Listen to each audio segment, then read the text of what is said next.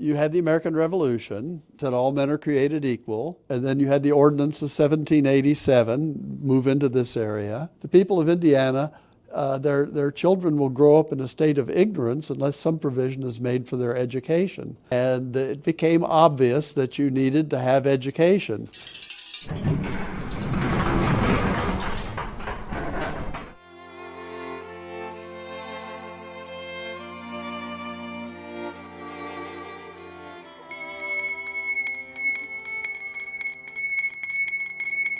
So welcome into the schoolhouse. We have this massive great big room which was converted into the schoolhouse. This was probably where the priests originally would have eaten and congregated. They would have actually had dorm rooms upstairs, but we also have two other separate bed rooms, one of which was used by Father Rivet, who was the first teacher here, and he was allowed to have his bedroom here in the schoolhouse. So what we would have done is the school children would have come in and they would have sat on these benches. And these benches were not designated in grade order like we're expecting from like Little House on the Prairie, etc. This one-room schoolhouse is designed to just keep the children occupied to learn their lessons. And yes, they were different levels. You might have a 7-year-old sitting next to a 15-year-old because both of those were at the same level of education. Basically, if the parents in the town could afford to release their child from their work duties, then that child will be able to come to school. But that child might not be able to come to school until they're 12 years old. And then they might only come for a couple of weeks and then have to go back and help mom and dad. They might come for a few months and then have to go back and help mom and dad. So it was a privilege to come to school for any of those students who were here. And so a lot of middle class people could afford to have their children here. And they would sit on their benches and Father Rivet, the teacher, would know basically what level they're at. If you have a government just of our betters, they're the only ones that need to go to school. But if anybody could be one, as they said back then, it's possible for the lowest person to rise to the highest political office, then you have to educate everybody. And you have to educate them not just for occupations, but also for society.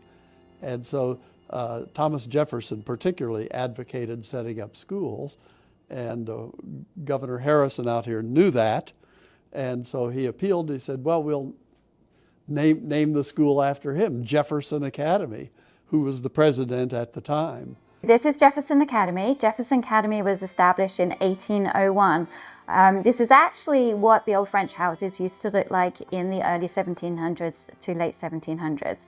And so basically this used to be a priest's house that was actually located at the cathedral down the road on First Street now. The priests used to come here on their way around to administer to the people. And they figured this was a good location to be able to set up the first free public school in Indiana Territory. This was a primary or elementary school. So this was the age group from about 7 to about 17. So it was not a higher education college. It was just for the local school kids so that they could learn their ABCs. And what was really interesting, this was open to any child in Vincennes. You could be a boy or a girl, French, American, and also Piankashore. They would learn their lessons using one of these, which is a slate board, and they would sit on the benches and put this on their lap, and then they would write their lessons on this. The dunce hat, as far as we know, was not used extensively by Father Rivet. It was there in case somebody had not paid attention to their lessons, which was pretty much what Father Rivet was going to punish them for. No homework punishment or anything like that. If they weren't paying attention, he would make them sit and have their dunce hat on, possibly. Father Rivet's very, very good students were actually allowed to have one of his books from his collection. He was from a wealthy family, and he brought over with him to Indiana over 200 books.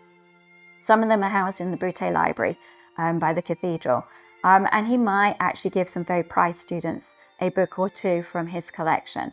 And these would be the students who had been taken up to a high level of education. And Father Rivet was a Latin teacher from the university in Paris, and he was able to teach the children up to a high level with sciences, with the arts, and then also with the classics, where he spoke Latin with them.